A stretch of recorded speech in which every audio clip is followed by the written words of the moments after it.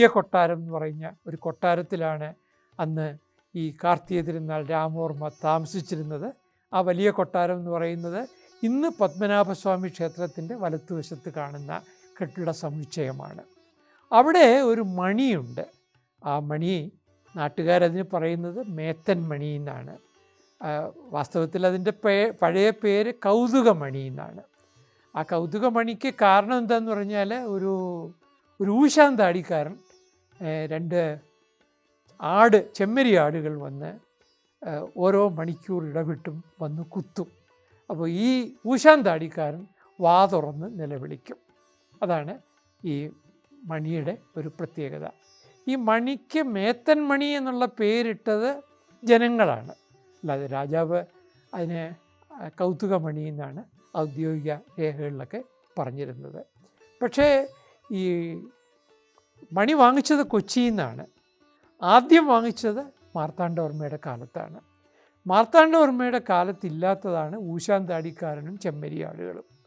അത് രണ്ടാമത് ഫിറ്റ് ചെയ്തതാണ്. അത് കാർത്തിക തിരുനാൾ രാമവർമ്മയുടെ കാലത്താണ്. ആ വർഷമെല്ലാം കൂടി നോക്കുമ്പോൾ ഹൈദറുടെ ഈ മലബാർ ആക്രമണത്തിനെ ജനങ്ങൾ ആ മലബാർ ആക്രമണത്തെ തുടർന്ന് പരിഭ്രാന്തരായി. ആ സന്ദർഭത്തിൽ ജനങ്ങളെ ആശ്വസിപ്പിക്കാൻ കൂടി വേണ്ടിയല്ലേ ഈ മണിയിൽ ഊശാന്താടിക്കാരനെ കൂടി ഫിറ്റ് ചെയ്തത് എന്ന് എനിക്ക് പലപ്പോഴും തോന്നിയിട്ടുണ്ട്. ഇതിനെ വേണമെങ്കിൽ ഒരു യുദ്ധസ്മാരകമായി കണക്കാക്കാമെന്ന് കേരള ചരിത്രത്തിൽ ആദ്യമായി രേഖപ്പെടുത്തിയത് ഞാനാണ്. അപ്പോൾ അങ്ങനെ പറയാനുള്ള കാരണം എന്താണെന്ന് പറഞ്ഞാൽ ആ വർഷം ആലോചിച്ച് നോക്കുമ്പോൾ ഹൈദറുടെ കണ്ണൂർ ആക്രമണം കഴിഞ്ഞ് അല്ലെങ്കിൽ ചിറക്കൽ ആക്രമണം കഴിഞ്ഞ് അധികം കഴിയുന്നതിന് മുമ്പാണ് ഈ കിടാങ്ങളെയും മേത്തനെയും രാജാവ് വാങ്ങിച്ച് വയ്ക്കുന്നത്. അന്ന് ഈ മണിസൂത്രം എന്ന് പറയുന്നത്, മണിസൂത്രം എന്ന് കൗതുകമണി എന്ന് മാത്രമല്ല മണിസൂത്രം എന്നുള്ള പേരുമുണ്ട്. ഈ മണിസൂത്രം എന്ന് പറയുന്നത് അത് ഡച്ചുകാരാണ് അത് ധാരാളമായിട്ട് ഉപയോഗിച്ചിരുന്നത്. അതിനു മുമ്പ് മലയാളികൾക്ക് ഈ കാലത്തെ അളന്ന് തിട്ടപ്പെടുത്താനായിട്ട് അവർ ഉപയോഗിച്ചിരുന്നത് അതിന് വേറെ ചില നാടൻ സംവിധാനങ്ങൾ ഉണ്ട്. അത് നാഴികയെന്നും വിനാഴികയെന്നും ആണ്. അതുപോലെ നൊടി, സെക്കൻഡിന് പകരം നൊടി, വിനാഴിക എന്ന് പറയുന്നത് മിനിറ്റിന് പകരം, നാഴിക മണിക്കൂറിന് പകരം, അങ്ങനെ ഒരു സംവിധാനമാണ് മലയാളികൾക്ക് ഉണ്ടായിരുന്നത്. എന്നാൽ അതിൽ നിന്ന് വ്യത്യസ്തമായിട്ട് അവർ മിനിറ്റ് സെക്കൻഡിലേക്ക് മാറുന്നത് ഈ പോർച്ചുഗീസുകാർ വന്നതിന് ശേഷമാണ്. അത് കുറെ കൂടി അതിൽ മുമ്പോട്ട് പോയതും മലയാളികളെ സ്വാധീനിച്ചതും ഡച്ച് ഈസ്റ്റ് ഇന്ത്യ കമ്പനിക്കാർ കൊട്ടാരങ്ങൾക്ക് വിറ്റിരുന്ന മണികളിൽ കൂടിയാണ്. അങ്ങനെ ഇതിന് ഒരു പ്രതീകാർത്ഥം കൂടി, ഞാനിതിനെ യുദ്ധസ്മാരകം എന്ന് പറയുന്നത് പൂർണ്ണമായി ശരിയല്ല, പക്ഷേ ഇതിന് ഒരു ജനങ്ങൾക്ക് ഒരു സന്ദേശം കൂടി ഈ മണി കൊടുക്കുന്നുണ്ട്. അതാണ് ഈ മേത്തൻ മണിയുടെ പ്രത്യേകത. ഒരു കാര്യം കൂടി ഓർക്കണം, മേത്തൻ എന്നുള്ള പദം അന്നത്തെ കാലത്ത് അതിനകത്ത് ഒരു പരിഹാസവുമില്ല. അത് അന്നത്തെ കാലത്ത് അവരെല്ലാം പഴയ കാലത്ത് കച്ചവടക്കാരെയാണ് ഈ മെഹ്താബ് എന്നുള്ള വാക്കിൽ നിന്നാണ് മേത്തൻ ഒക്കെ വന്നത്. ഒരു പരിഹാസ അർത്ഥവും ഇല്ല എന്ന കാര്യം കൂടി എടുത്തു പറയട്ടെ. ഏതായാലും തിരുവനന്തപുരം കാണാൻ വരുന്നവരെയൊക്കെ അത്ഭുതപ്പെടുത്തുന്ന ഒന്നാണ് ഈ മേത്തൻ മണിയും മണിക്കൂറുകൾ ഇടവിട്ടിട്ടുള്ള ആടിൻ്റെ പരാക്രമവും ഈ അതിനകത്തിരിക്കുന്ന ഊശാന്താടിക്കാരൻ്റെ നിലവിളിയും. ഈ മേത്തൻ മണിയുടെ അത് കരുവേലപ്പുരം മാളികയിലാണിത്, അടുത്താണ്. അപ്പോൾ ഈ കരുവേലപ്പുരം മാളിക തുടങ്ങിയ പല മാളികകൾ ചേർന്ന വലിയ കൊട്ടാരത്തിലായിരുന്നു ഈ കാർത്തിക തിരുനാൾ രാമവർമ്മ താമസിച്ചിരുന്നത്. അദ്ദേഹത്തിൻ്റെ റോയൽ ട്രഷറിയും അവിടെ തന്നെയായിരുന്നു. കൃത്യമായി പറഞ്ഞാൽ ഇന്ന് രാജധാനി ഹോട്ടൽ സ്ഥിതി ചെയ്യുന്ന ആ സ്ഥലത്തായിരുന്നു പണ്ട് റോയൽ ട്രഷറി സ്ഥിതി ചെയ്തിരുന്നത്.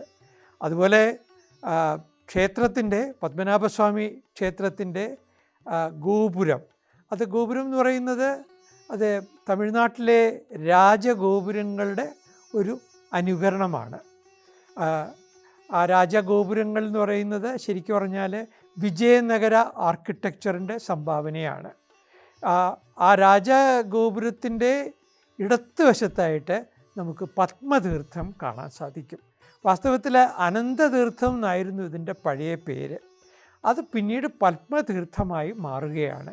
അതിന് പത്മതീർത്ഥം എന്ന് പറയാൻ കാരണം സ്വർണം കൊണ്ടുണ്ടാക്കിയ ഒരു താമര പൂവ് പണ്ട് ഈ പത്മതീർത്ഥത്തിൻ്റെ നടുവിലുണ്ടായിരുന്നു. അത് പിന്നീട് ഇല്ല, അത് പിന്നീട് ആ താമര മാറ്റുകയാണ് ചെയ്തത്. എന്ന് മാത്രമല്ല, പത്മതീർത്ഥത്തിൽ നിന്ന് വരുന്ന തണുത്ത കാറ്റ് ഈ വലിയ കൊട്ടാരത്തിന് ഒരു എയർ കണ്ടീഷൻഡ് സൗധത്തിൻ്റെ ഒരു അവസ്ഥ ഉണ്ടാക്കും.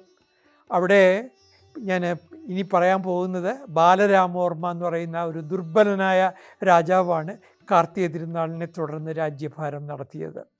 അദ്ദേഹത്തിൻ്റെ കാലത്ത് ഒരു അരാജകത്വം നടന്നു. തുടക്കത്തിൽ ആ അരാജകത്വത്തിനെ ചോദ്യം ചെയ്തുകൊണ്ട് കണക്ക് തമ്പി ചെമ്പകരാമൻ വേലായുധൻ എന്ന് പറയുന്ന ഒരു ധീര നേതാവിൻ്റെ നേതൃത്വത്തിൽ ജനങ്ങൾ ഇരണിയിൽ നിന്ന് തിരുവനന്തപുരത്തേക്ക് ജാഥയായിട്ട് പോവുകയാണ്. അത് പോയിരുന്നത് അമിതമായി ജനങ്ങളിൽ നിന്ന് നികുതി പിരിക്കുന്നു, അത് കുറയ്ക്കണം എന്ന് ആവശ്യപ്പെട്ടുകൊണ്ടുള്ള ഒരു ജനകീയ മുന്നേറ്റമായിരുന്നു. തെക്കൻ തിരുവിതാംകൂറിലെ പിടാകകൾ എന്ന് പറയുന്ന വില്ലേജ് അസംബ്ലികളുണ്ട്, അല്ലെങ്കിൽ തറ എന്ന് പറയും മറ്റു പ്രദേശങ്ങളിൽ. ഈ വില്ലേജ് അസംബ്ലികളിൽ നിന്ന് 2 പ്രതിനിധികൾ വീതം ചേർന്നുകൊണ്ടാണ് അവർ തിരുവനന്തപുരത്തേക്ക് കാൽനടയായിട്ട് പുറപ്പെട്ടത്. അവരെ ആശംസിക്കാനും അവർക്ക് യാത്രാമംഗളം നേരുവാനുമായിട്ട് സ്ത്രീകളും കുട്ടികളും റോഡിൻ്റെ ഇരുവശങ്ങളിലായിട്ട് അണിചേരുകയാണ്. അവർ പൂക്കൾ വാരി വിതറി ഈ തിരുവനന്തപുരത്തേക്ക് പോകുന്ന പിടാകകളുടെ പ്രതിനിധികൾക്ക്. തീർന്നില്ല, ജയിച്ചു വരൂ എന്ന് മംഗളം നേർന്നു, വായ്ക്കുരവയിട്ടു, കൊമ്പും കാഹളവും മുഴക്കി. ലോക ചരിത്രത്തിൽ തന്നെ ഈ വേലുത്തമ്പി എന്ന പേരിൽ നമ്മൾ അറിയുന്ന കണക്ക് തമ്പി ചെമ്പകരാമൻ വേലായുധനെ പോലെയുള്ള ഒരു ജനനേതാവ് ഉണ്ടാവുകയില്ല. അദ്ദേഹം തിരുവനന്തപുരത്ത് വന്നപ്പോൾ ബാലരാമവർമ്മ അദ്ദേഹത്തെ കാണാൻ കൂട്ടാക്കിയില്ല. പക്ഷേ അദ്ദേഹം അതുകൊണ്ടൊന്നും നിരാശനായില്ല. അദ്ദേഹവും സംഘവും അവിടെ താമസിച്ചു. പാപ്പനംകോട്ടാണ് താമസിക്കുന്നത്. അവസാനം ബ്രിട്ടീഷ് റെസിഡൻറ്റ് പറഞ്ഞു ആ വേലുത്തമ്പിയെ നിശ്ചയമായും കാണണം എന്ന്. അങ്ങനെ വേലുത്തമ്പിയെ രാജാവ് കണ്ടു. വൈകാതെ രാജാവ് അന്നത്തെ അഴിമതിക്കാരായ ശങ്കരനാരായണ പിള്ളയെയും അതുപോലെ മാത്തൂത്തരകനെയും ജയന്തൻ നമ്പൂതിരിയെയും എല്ലാം പുറത്താക്കി. എന്നിട്ട് വേലുത്തമ്പിയെ മുളകുമടിശീലക്കാരനാക്കി. ഫിനാൻസ് സെക്രട്ടറി എന്നുള്ളതിൻ്റെ പഴയ പേരാണ്, മലയാള പേരാണ് മുളകുമടിശീലക്കാരൻ. അങ്ങനെ മുളകുമടിശീലക്കാരനായ വേലുത്തമ്പി പിന്നീട് ദളവയായി. പക്ഷേ വേലുത്തമ്പിക്ക് വൈകാതെ ബ്രിട്ടീഷ് ശക്തികളുമായി പിണങ്ങേണ്ടി വന്നു.